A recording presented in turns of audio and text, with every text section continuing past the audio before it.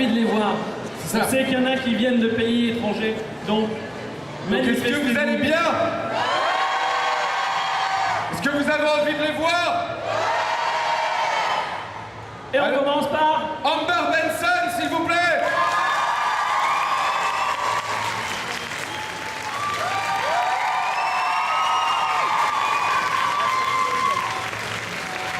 James Masters.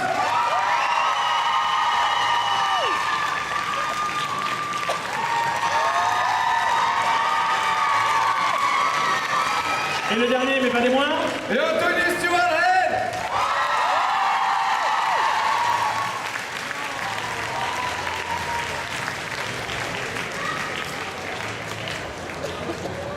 C'est la dernière conférence du week-end, donc c'est l'unique chance. Si vous avez des questions à leur poser, on est là pour ça. Enfin, ils sont là pour ça. Nous, on est là pour faire le relais entre vous. Première question, on va y aller tout de suite. Le troisième rang, ici, le monsieur se lève. Comme ça, Before on we voit bien. start, could I have a favor? Do you mind before we start? I like anyone that is dressed in a costume from Buffy or Smallville or any show that I've been on. I like to film and put on my Facebook, but at the end, and then I put them all together in a little film for my Facebook. But at the end, I'd like to give them a round of applause, which I'd like to get you guys to do for free, if you don't mind. So can I film the audience and they can cheer? Is that okay? Can you? Alors, il est en train de dire que toutes les personnes qui sont en cosplay de toutes les séries dans lesquelles il a joué, que ce soit dans Buffy, dans Smallville, etc., qu'il a envie de vous filmer tous, déjà, parce qu'il veut les mettre sur Facebook. Donc est-ce que tous ceux qui sont habillés en cosplay de Buffy ou de Smallville, s'il y en a qui sont ici, là, maintenant, vous pouvez vous lever? Ça, c'est facile, celui-là. Il est facile, celui-là. Est-ce qu'il y en a d'autres? Alors, est-ce qu'il y en a d'autres? Là-bas, il y en a. Viens par là. En cosplay, costumé en Buffy.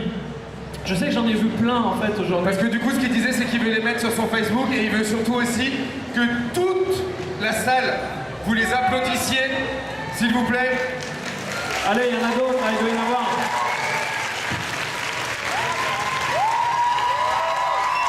Allez, venez par là, devant. Venez devant.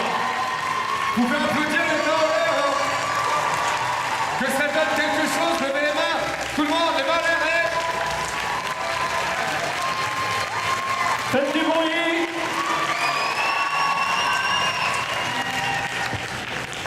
Et maintenant, allez vous asseoir. Voilà. Ok. Et maintenant, tous les gens cosplayés en Dan Cardozo se lèvent. Ok, on avait un monsieur qui avait le micro déjà pour une question. Vas-y. Ça va, c'est bon. Hi guys, my name is David, nice to meet you. Hello. It's a question for all of you. Well, Amber, you were lucky enough to come into the show with the episode Hush, which is a great episode. And I was wondering how it is to be specifically in an episode directed by Joss Whedon and how it is different, any difference with the other director.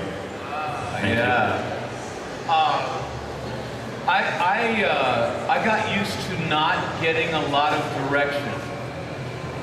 They would just let me do what I did most of the time. But Joss was very specific, every moment. And you were talking about Hush. With Hush, there's no dialogue, so all of the moments have to be crafted in silence. And I never got so many notes in my life. Come here, look left, and at that point you're surprised, and then look down, because the entire story is just in those corners that you're turning.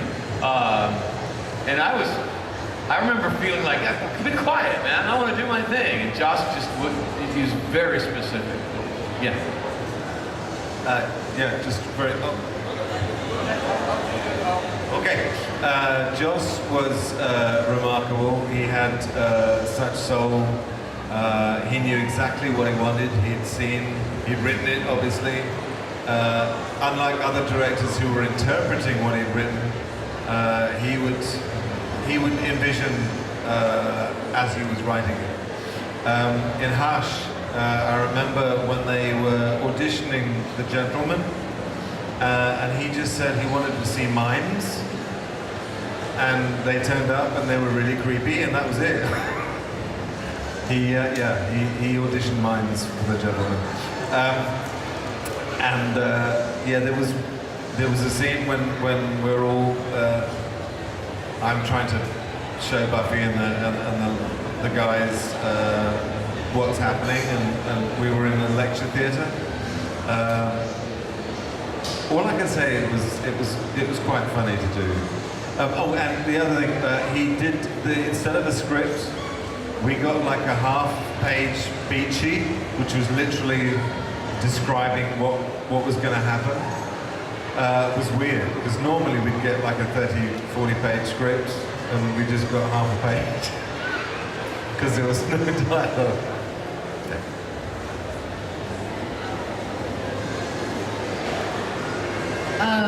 That was, my first episode, and I think that was my first experience with Buffy, was having Joss direct. So, he knew, he's an auteur, he knows what he wants, he wrote it, it's his vision, and he's very precise. And that's what it was like in general with the dialogue. You didn't ad-lib, you didn't make up stuff. You said the lines exactly as they were written on the page, because there's a cadence and a way of speaking that is inherent in the way he writes. And if you don't say it the right way, it comes out funny. Alors, la question déjà commençait, quelle est la différence quand ils sont sur un épisode qui est dirigé par Joss et quand c'est un autre réalisateur. Et en plus pour Tara, pour Amber, qui est arrivé dans l'épisode Hush, puisque c'était son premier et qui lui était dirigé par Joss. James a commencé par dire, en général, lui de toute manière, on le laissait plutôt tranquille, on lui donnait pas spécialement beaucoup de direction, on le laissait faire un petit peu à sa sauce parce que sa gestion de Spike, il le faisait très bien. Il dit par contre quand il était avec Joss, là ouais, Joss il lui disait quand même, il lui donnait un peu plus de direction pour ce qu'il voulait. Il dit par contre sur l'épisode Hush, il dit sérieusement, il dit mais jamais de ma vie j'ai eu autant de notes sur mon script tellement il faisait les trucs. Il dit parce que il y a une manufacture en fait, vu que c'est un épisode qui est muet, il dit c'est que des trucs qui sont imbriqués. Il dit regarde à gauche, là maintenant tu fais ça, là tu regardes à droite. Il dit parce que tout est dans la structure du mouvement. Donc c'était des notes et une direction vraiment très particulière. Là-dessus, Anthony disait qu'effectivement la particularité de Joss comparé à d'autres, c'est que il n'interprète pas la manière dont les scénaristes ont écrit. Il respecte ce qui a été écrit et comment diriger l'acteur sans lui en dire trop, mais sans rien perdre de la façon de la façon dont ce qu'ils ont voulu dire doit être exprimé. Et il se souvient notamment d'une scène qui était assez rigolote à tourner. Il dit, vous savez, c'est quand ils sont dans l'amphithéâtre et qu'il doit expliquer avec les calques, et que cette scène était assez impressionnante. Il dit, par contre, ce qui était marrant, c'est quand on a reçu le script original pour lire, il dit, en général, on a 30, 40 pages de script. Là, on a eu une demi-page, vu qu'il n'y avait aucun dialogue. On a eu une demi-page on vous explique un peu ce que va être le truc et après on verra sur le moment. Et pour ce qui est d'avoir casté les gentlemen, il a dit de toute manière, je veux des mimes. Je veux des vrais mimes pour faire les gentlemen et on verra ce que ça donnera. Et en fait, ils étaient tellement flippants qu'il a dit, ok, c'est bon, on prend cela. Pour Amber, il disait, moi, comme c'était mon tout premier, épisode et j'avais pas forcément d'expérience avant pour savoir, mais là l'épisode il était écrit par Joss, réalisé par Joss. Elle dit, il n'y a aucune interprétation possible pour nous. On n'a rien à rajouter en fait. Elle dit c'est écrit de telle manière, on doit respecter le dialogue parfaitement, sinon on change complètement ça limite ça deviendrait drôle alors que c'est pas fait pour être drôle et voilà, c'est du millimètre notamment sur cet épisode là. That was awesome. Super. Awesome. Merci. Et nous avons fini cette conférence. Question suivante. Allez, mercredi, je sais que tu veux poser une question. Non, mercredi, elle est derrière toi. On te refera de la culture, t'inquiète pas. J'ai juste une question par rapport aux méchants. Je sais que j'ai été traumatisée toute ma vie par les gentlemen.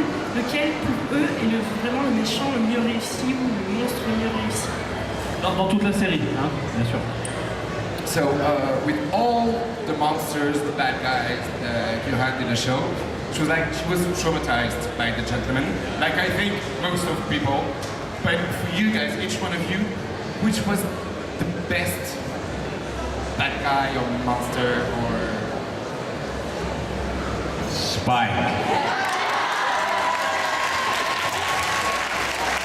Yeah, Spike, yeah.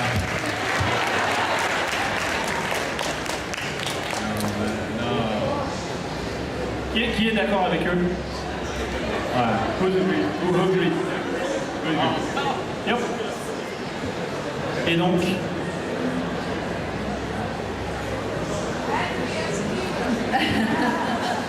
Spike and the Gentleman. As a music group. That would be the most interesting villain ever, right? Like Spike with the Gentleman doing like a full-on, like, yeah. I like that. Spike and the Gentleman as a music group. Vous imaginez si on pouvait faire un groupe de musique, Spike et les Gentlemen? Yeah, I've just been reminded, close second to that is the Fieral Demon. Yeah, yeah, he was. Je disais en fait en réfléchissant, non, le démon Fieral, vous savez quand c'est Giles qui est transformé par Ethan Rain. I remember coming to set when they were filming The Gentleman, the first night. Like my scene was right after the first scene of The Gentleman floating, and I came to set and Josh was like yelling, yeah! I'm like, what's up? He's like, I got The Gentleman to float! And it had taken him like 8 hours to get, they didn't know if they could do it. And it wasn't working, and they finally got the shot. But apparently it almost didn't happen. But yeah, he was over the moon. Yeah. Il dit en fait, il se souvient pour l'épisode Les Gentlemen, il se souvient de Hush, il se souvient de lui, la toute première scène de James, c'était la scène qui était juste après la toute première scène des Gentlemen. Vous savez où ils sont dans la rue sur le campus et ils sont en train de flotter. Il dit, James, moi je suis arrivé et là d'un seul coup je vois Joss qui était là, ouais super. Et là qu'est-ce qu'il y a? Il dit mais j'ai réussi à les faire flotter et en fait la scène ça a pris 8 heures pour vraiment réussir à avoir cette impression où il flotte et ça a failli ne jamais arriver et être dans la série. question suivante, le deuxième rang ici. La demoiselle avec les lunettes, lève-toi.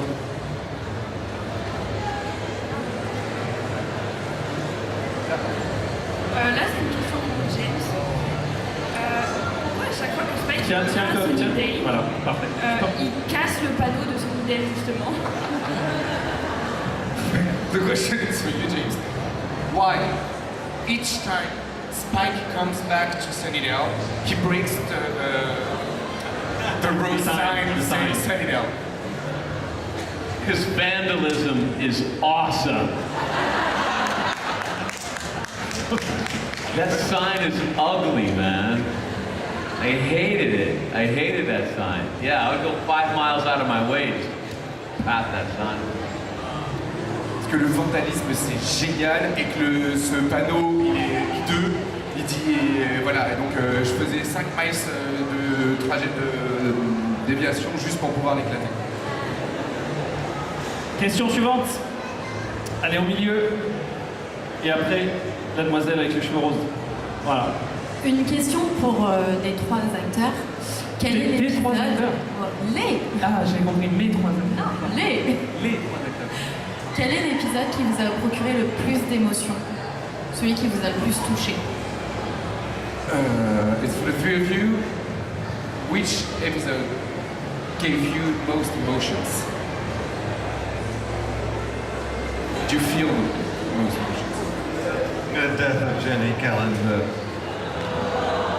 La mort de Jenny Calendar.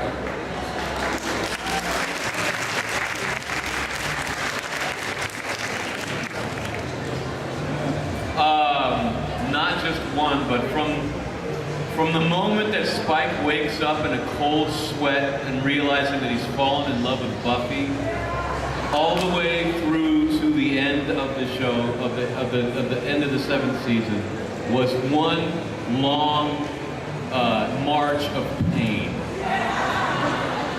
Il dit, je peux pas te donner juste un épisode. Il dit, à partir du moment où Spike se réveille torse nu, en sueur, et qu'il se rend compte qu'en fait il est amoureux de Buffy, jusqu'au tout dernier épisode, c'est une longue marche vers la douleur.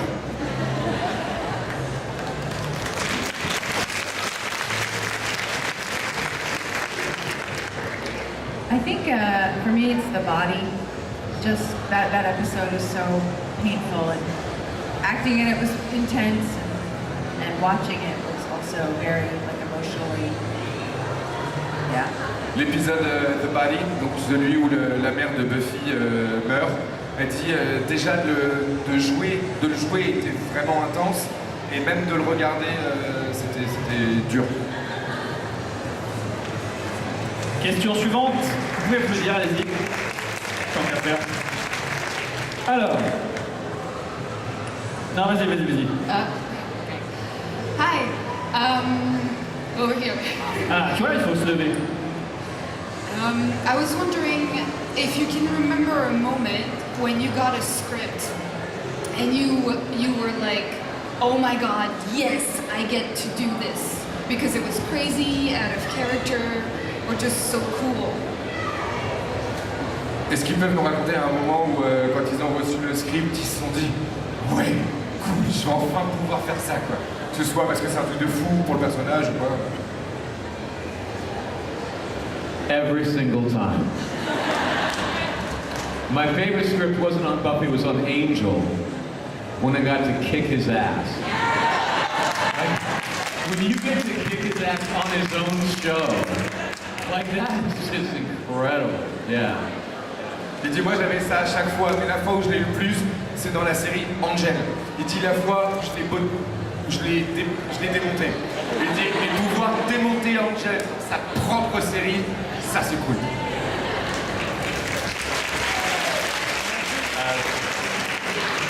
I can't remember. I was in Giles' apartment. I think it was Michael Gershman, who was the DP. Came up to me, Michael Gershman, and he said, "Oh, did you know you were going to be a demon?" And I was like, "Oh, that's really cool. I get to be a real badass. Hooray!" And then I read the script and found out it was basically Giles in his midlife crisis. Il dit c'est pas en recevant le script, mais c'est un moment où en parlant avec le directeur de la photographie, il lui dit « Oh, en fait, tu sais que tu vas être un démon ?» Et Anthony qui dit « Sérieux, cool, trop bien, je vais enfin pouvoir être un démon et être méchant et mauvais. » Et en fait, en lisant le script, je me suis rendu compte que c'était juste Giles qui faisait sa crise de la quarantaine, quoi.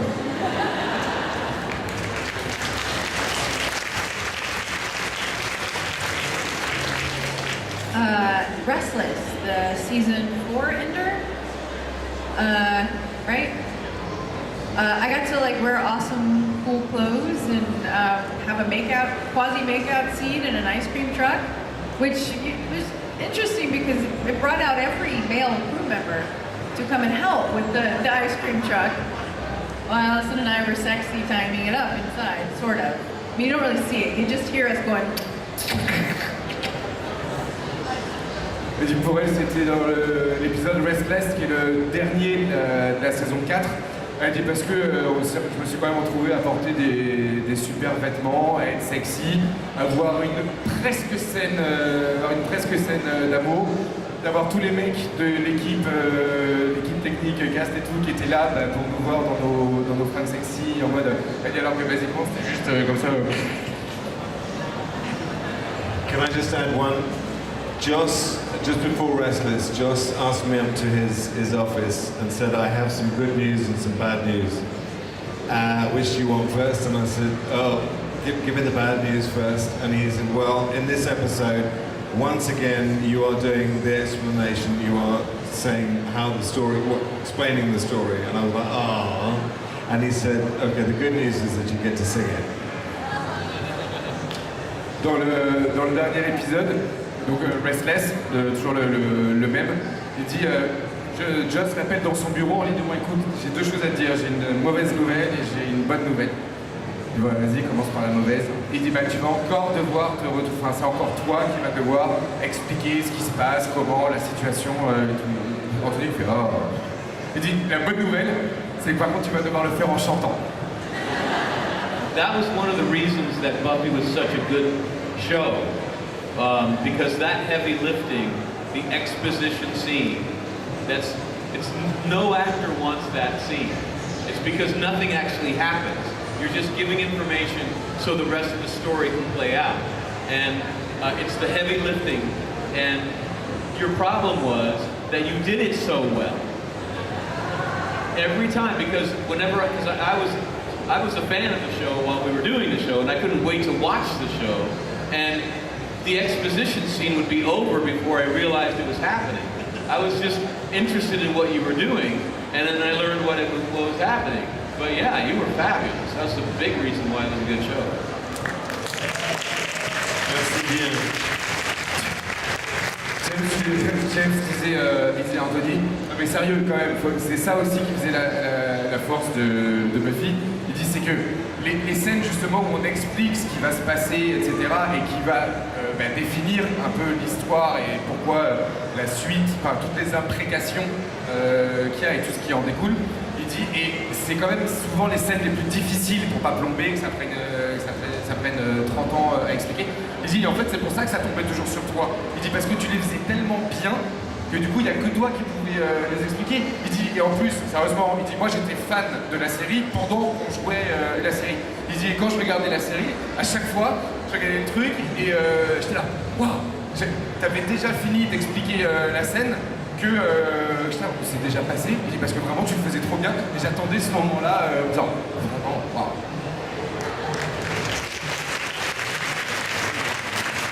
Nouvelle question. Allez, on va aller au fond. Oui, le micro. Alors, il y a une personne qui est debout avec une chemise à carreaux. Je suis désolé, je te fais marcher. Making you work for it today.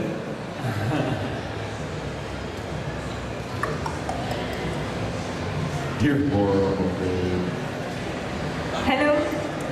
Hello. Je vais faire la question en français. Donc c'est pour les trois acteurs aussi.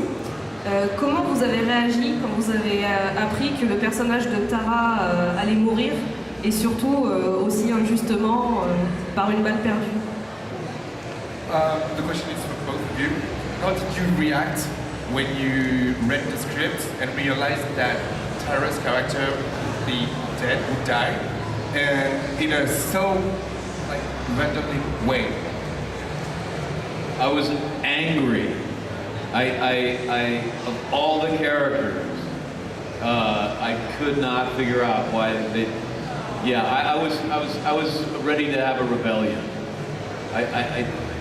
To rebel, to say I will not film, you know, and then you're not in control here, you know. Brokenhearted.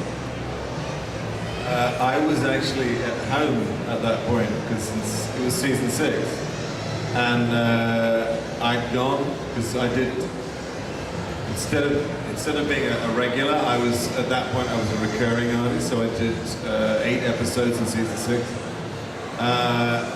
When I didn't find out until it had already been shot. I was devastated. No, seriously. But I knew what they were doing, which was very clever. It was nothing is safe. And when the viewer knows that nothing is safe, it makes your anticipation that much more keen. You're that much more involved in the story because no one is safe. Pour James, il dit ça l'a mis en colère. Vraiment, il était en mode. Mais moi j'étais prêt à me rebeller. J'étais en mode non, je ne changerai pas, je ne ferai pas l'épisode. Il dit puis bon après t'apprends le contrôle sur toi. Et pour Anthony, lui à cette époque-là, il était plus un des personnages principaux, il était en acteur récurrent. Il était à la maison et donc sur le moment il savait pas ce qui s'était passé. Il a su que quand il a vu la série, il me dit mais j'étais dévasté le truc. Mais quand j'ai su pourquoi il le faisait puisque qu'est-ce que ça a amené derrière, donc le Dark Willow, etc. Il dit, là j'ai compris, j'ai trouvé ça brillant comme idée. Il dit surtout, ce qui était impressionnant, c'est de se rendre compte qu'à partir de ce moment-là, il n'y a plus rien de sûr. Il n'y a plus rien de sûr pour personne, ni pour les personnages, ni pour eux même en tant que personne. Et du coup, ta manière d'interpréter et d'anticiper est complètement différente. Tu n'as plus la même perception de et la suite et qu'est-ce qui va se passer. Est-ce que je peux poser une question? Est-ce que vous êtes d'accord? Non. Merci.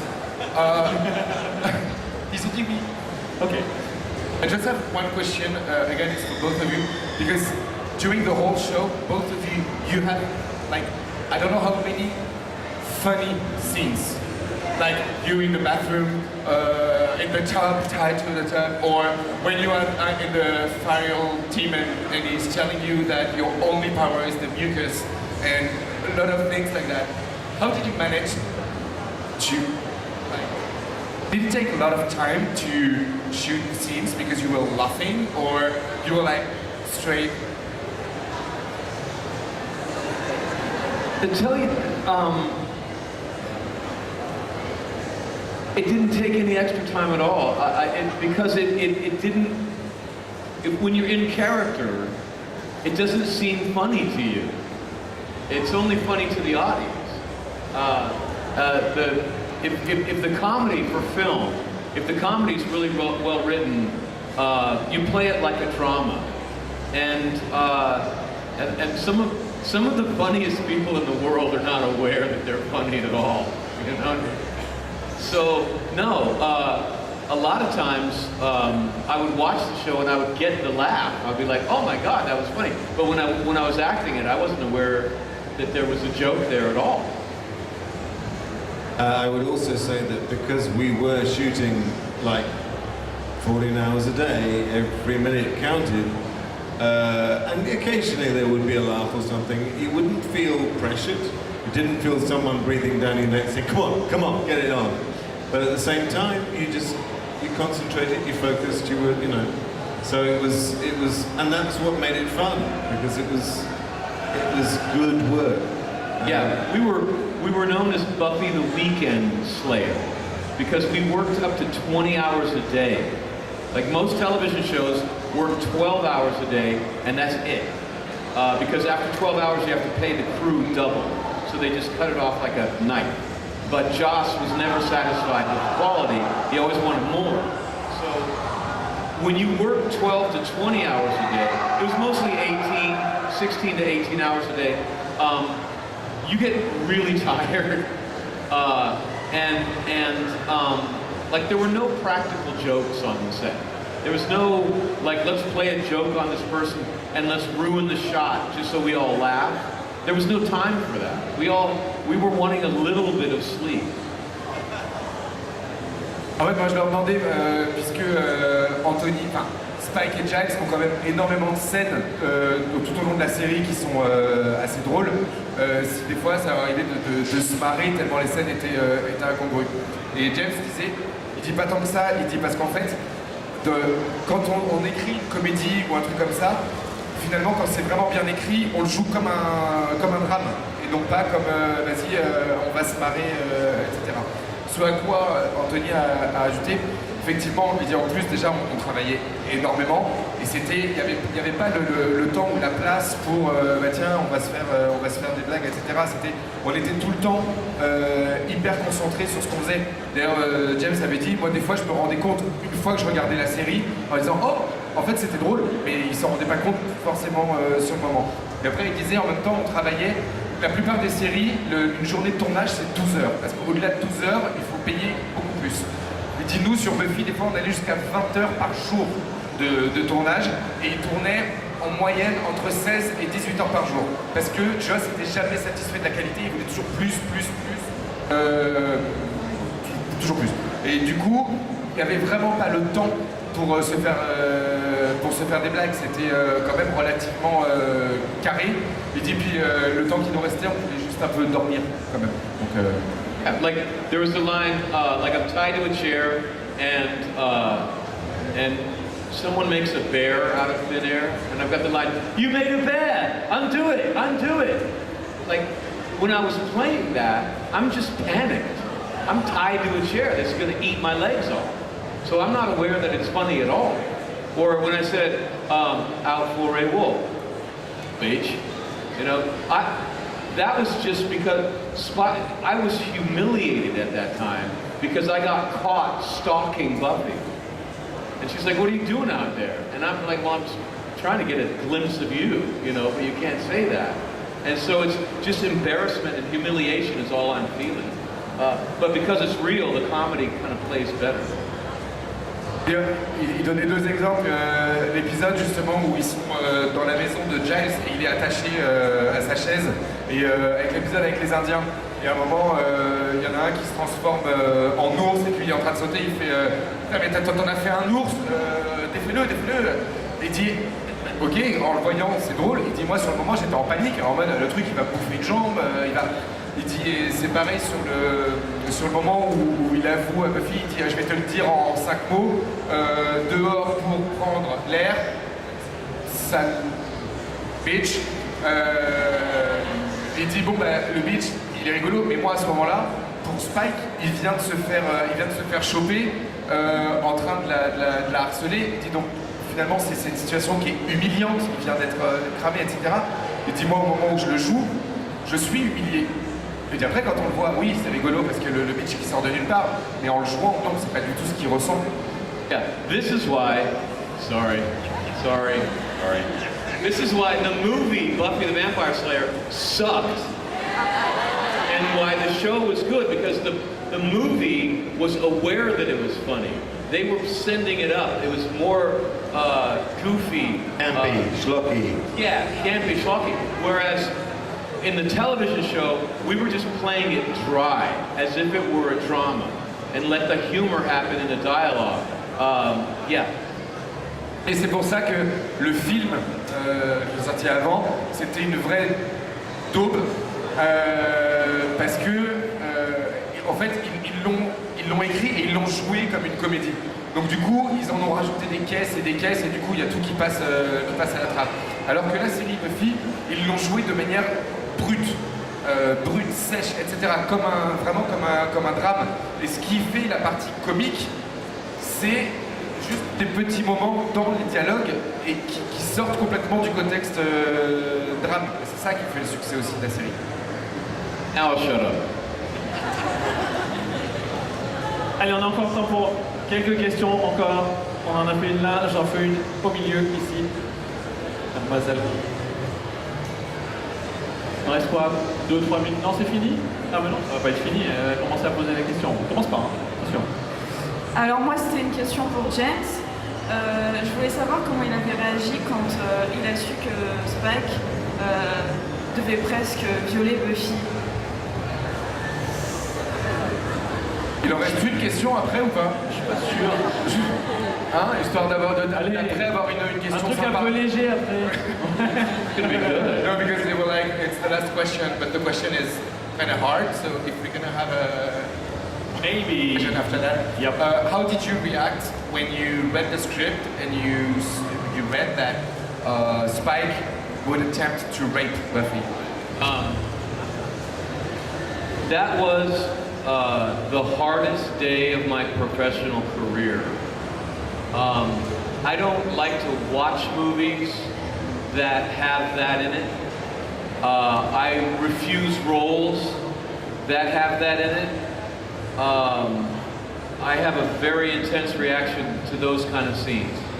I could not refuse. I was contracted to do anything that Joss thought. What I will say is that, where are you? Right on, yeah. What I will say is that one of the reasons that the writing was so good on Buffy was that Joss was asking of his writers to come up with their worst day.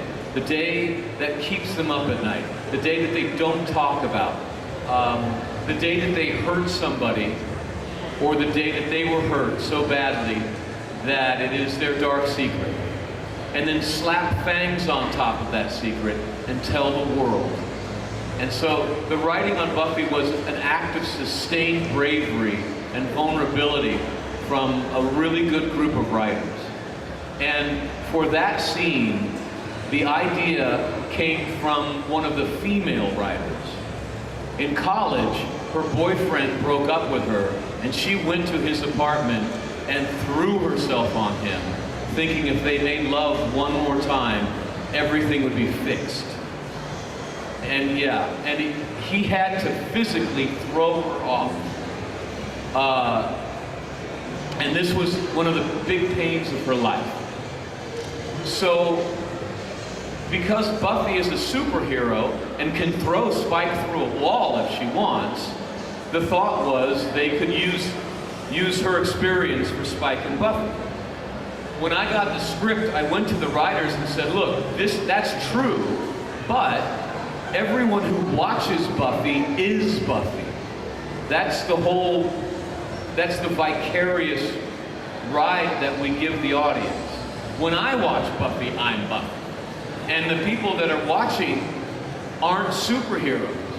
So I'm going to be raping them.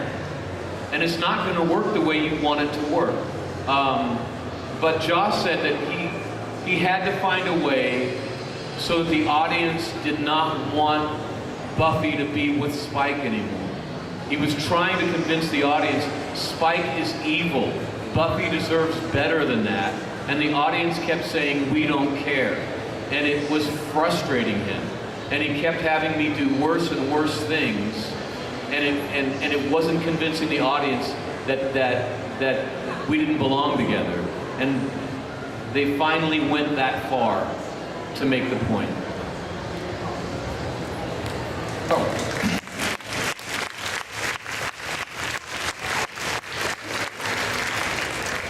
En fait, déjà, James, il déteste, il ne regarde jamais des films où il y a ce genre de scène.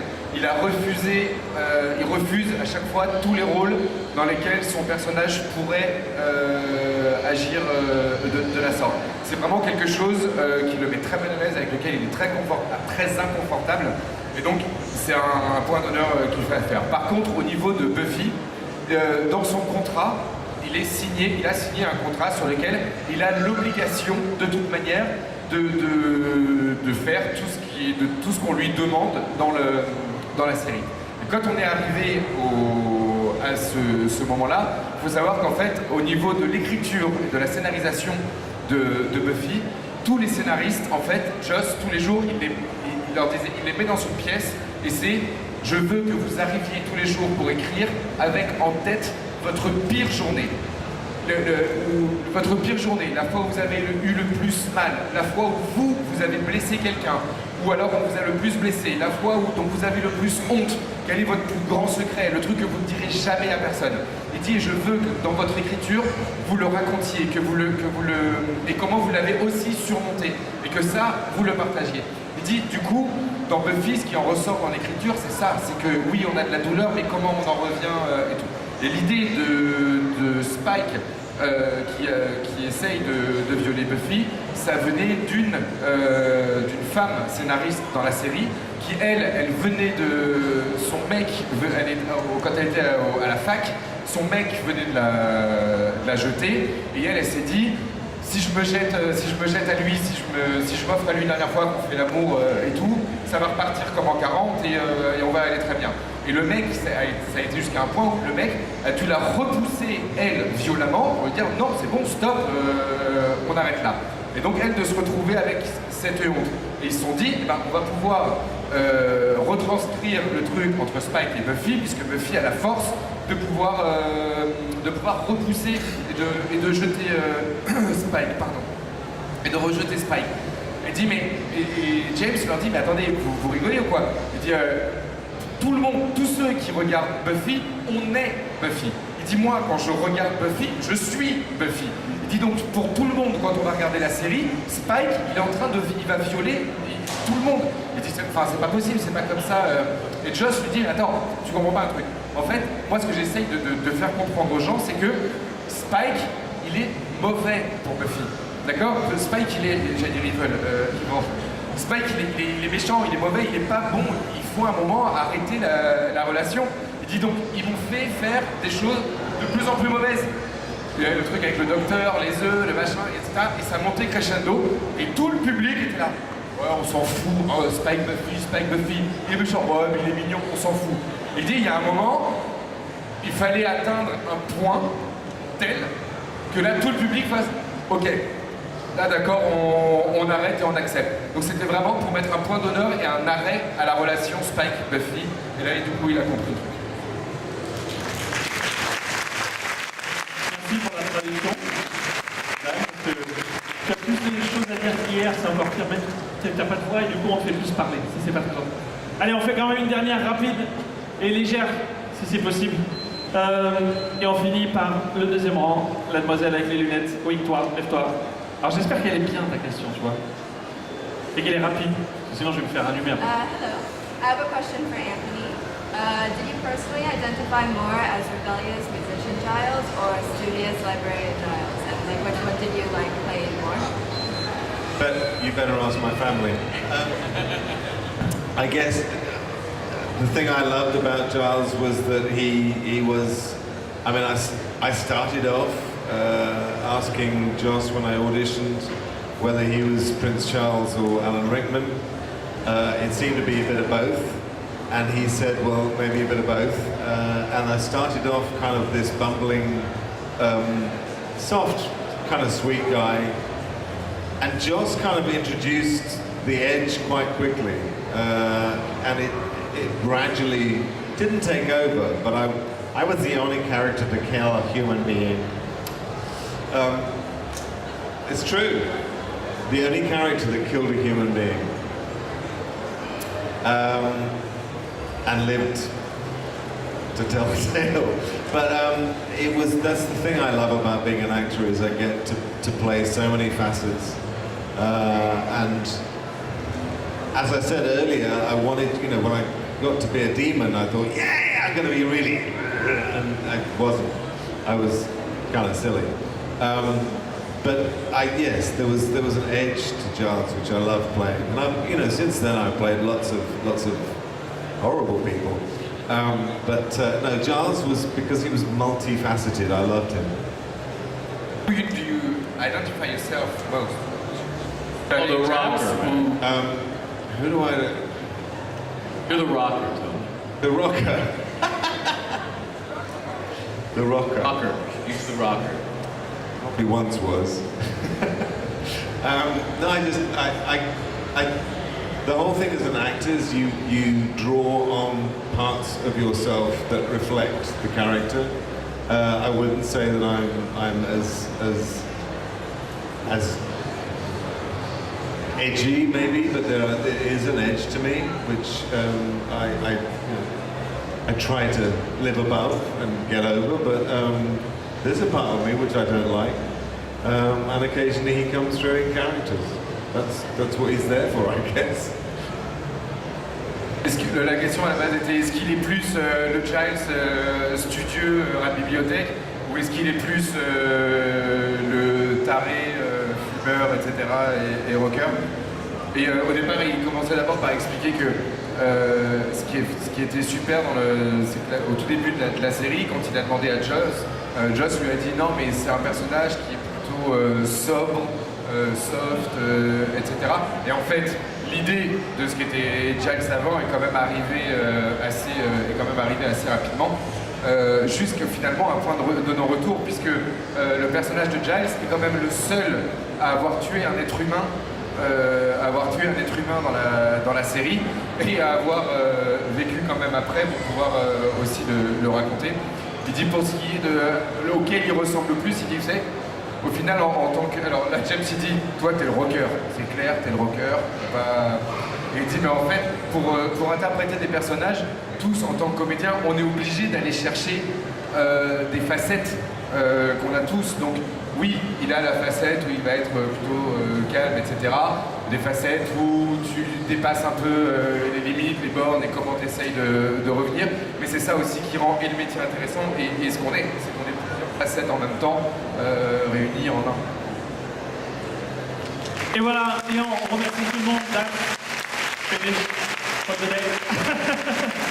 On les remercie avec la plus grosse salle d'applaudissements du week-end.